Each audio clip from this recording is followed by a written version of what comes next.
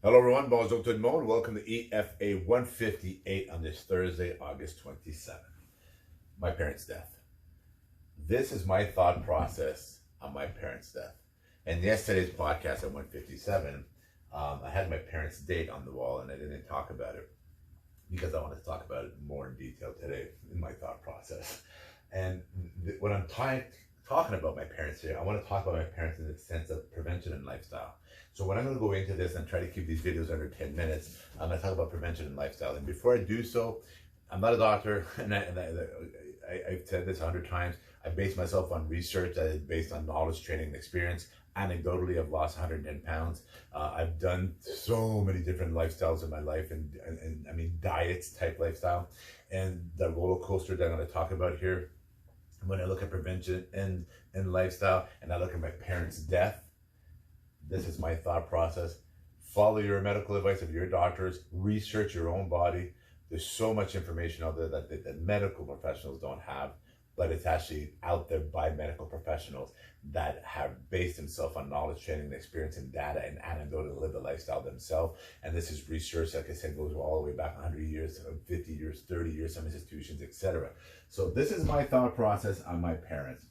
Right now, today, the top selling drug in the world deals with inflammation. The top selling drug in the world, the narcotic pharmaceutical product, the top selling one in the world on this planet treats inflammation. And I won't even give it a name. I won't even give it those things a name. Why? Because what do you do every day, right? This is to treat inflammation related diseases. It's an autoimmune type product that treats inflammation, basically. We're going to narrow it down. Something that if you did this every day, you wouldn't need this and wouldn't be the top selling drug in the world that's making gadillions of dollars, right? So if you did this every day, and I'm going to talk about prevention of my parents in a moment, like for example, treating inflammation naturally, your curcumins, your fish oils, your collagen, your ginger, your resveratrol, your zincs, your flax seeds, which is your omega-369s, your MSM, which is naturally found in fruits and vegetables and grains, right? The F signs here, again, it's naturally found in foods. Resveratrol is naturally found in wine. So a lot of these, and this is just a small list of products out there that depending on your body, depending on your age, depending on your lifestyle, what you need, this, if you do things like this every day, you don't need this. Mushroom, magnesium, I talked about this before, like all these supplements that I take every day, I break my fast. Right? I break my fast. The first thing in my body, calorie-wise, the way I see it before I put my food in my body, I take my supplements. And I also have RX in there because I still have 2 medications that I take daily, right? So I still have my 2 RX, and eventually I won't be taking none of them. And one of them is actually a preventative antioxidant, highly recommended by my doctor, right? And the other one is another preventative, highly recommended by my doctor. So I'm still on those 2 medications. But primarily everything that I take is supplements for the prevention of inflammation. Now let's get into the lifestyle. And because not everything is tied to consumption. And the top 4 killers on earth, I talked about before, your water, right? And then it talks about your pollution and environment before you're struck by that. Pollution and environment, what you're subjected to. We talked about epigenetics, epigenome. So what you consume every day, how you live your lifestyle every day, what you're subjected to, removing the toxins, removing the things that are negative in your life, removing that, and all these things start coming into play, right?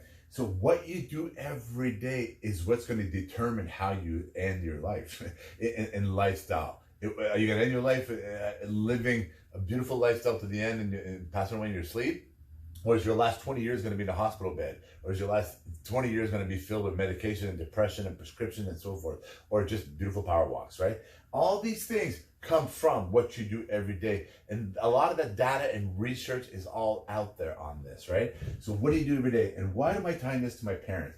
When I look at my dad, the last 20 years of his life, my father was a working alcoholic. He's a World War II veteran, spent 5 years at war, came back, and then basically in his 20s he started drinking, I gather, and then worked hard all his life, given provider, never stopped working, like the guy, you could never stop him, right? Solid right to the end, 82 years old. He had blood clots that traveled into his brain, 5 massive stroke in a 10-day period. At the last 10 days, his heart gave up and died.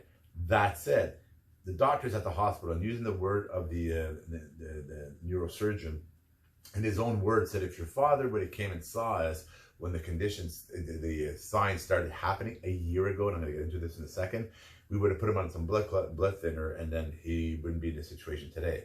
My father, when his condition started happening, he started losing mobility in his arms and legs, that kind of stuff. There was a blood clot that basically traveled from his leg and lodged in his brain. How do we know that? Is because we thought this started happening 2 weeks ago, but when we found out at the hospital and questioning that it had been going on for a year, because my father always stayed in the cottage, and his summer house, his all-year house, that's where he lived most of the time. So it's been going on for a year where he would lose mobility here, mobility there, this, that. He never talked about it. So when they talked about it, it started in his leg, and then it lodged eventually, right? If he would have got on some preventative type medicine at that time, which medication is still good, hence why I still take my RXs, right? He would probably still be alive today, because that man was solid. They couldn't believe that this guy who was 82 years old, 5 master strokes, paralyzed half his body, came back, was sitting on the edge of the bed on his last night saying, I want to go home, right? That's my point. That right there is your prevention, right? The prevention of his death, if he would have listen to his body. Now I'm getting to my mother. Who was she every day? My mother had Lou Gehrig's ALS disease at 71, right? It's usually between 40 and 70. There's no known cure and there's no known cause of ALS to this date still, right? But she died, she had ALS. Inside the ALS, she had bowel cancer. This is a 7-year window, but as she passed away, she had the bowel cancer and etc. My mother was a full of joy, always laughing person, but she was a worrying type person, right? We used to call it FBI, CIA, because she was always in a window, always worried about us, and always like she get the slightest noise, she'd be up, and etc. And when my mother got ALS, and she started attributing it to herself, naturally speaking, this is where you got to pay attention to these commonalities. She was identifying, oh, it's because of this situation, and it's because of that situation, and because when this transpired, or when that transpired. She was linking it all to moments in her life that caused her stress. Those impacted on her.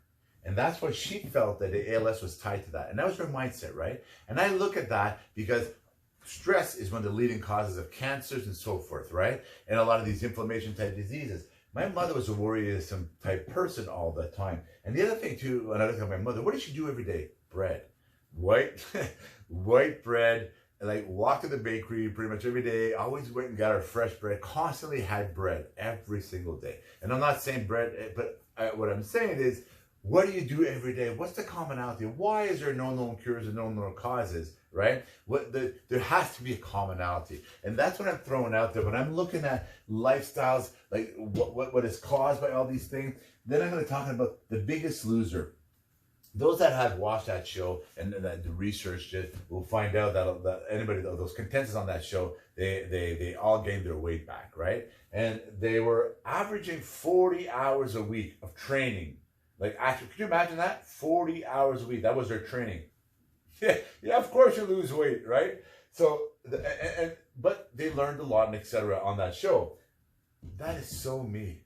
When I look at my diets and the stuff that I've done in my lifetime, and when I used to be a use of force instructor, when I used to run marathons in 1998 and that kind of stuff, I used to be 222 in RIP or 235 in RIP and that kind of stuff. So that right there, that's because I was training all the time, right? I had a different life. I didn't have children then. I didn't have my business life and etc. was more time for me. So I put a lot more time into me to training. Hence, I was running sometimes for 4 hours or 2 hours or 1 hour, but then I would throw in the kid box, and then I would throw in the marathon swimming classes. Then I would throw, you know what I'm getting at? Training. Well, I don't have that luxury no more, right? And the people in The Biggest Loser, when they stopped that show and they stopped doing their 40 hours of training a week on that show, and they went back to reality, etc., they shot right back up. One of them, that was talking on this podcast, shot up 96 pounds, I believe, in 18 months, right? That was me. All these diets, all these lifestyle, all these, that's what happens. You shoot back up, right? But what a lot of them are finding out now is this lifestyle, the lifestyle of intermittent fasting. And I talked about the autophagy, that intermittent fasting, that 16-hour window plus, that's your key. That is your key here to stop repeating this formulation of the roller coaster, right? And I was talking to a business peer this morning, and who lives this lifestyle, and he was talking about going off the wagon, that kind of stuff. And I said, you're not going off the wagon. As long as you do it within the calorie window. It's okay to add a calorie window, right? You don't want to have more than 3 a day. People that know me know that I eat once a day, right? And I'll do another podcast on this, but what I tell people, if you're feeling that, and I'll do that once a week, like on Sundays, I tend to do it on Sundays. I add a second calorie window. If you want to add a third calorie window, go ahead, but just do it inside your calorie windows, and then it balances you back out. Because for the most part, when you think you're hungry, drink some water. My water has the salt and creatine and the apple cider vinegar in it. That's what I drink.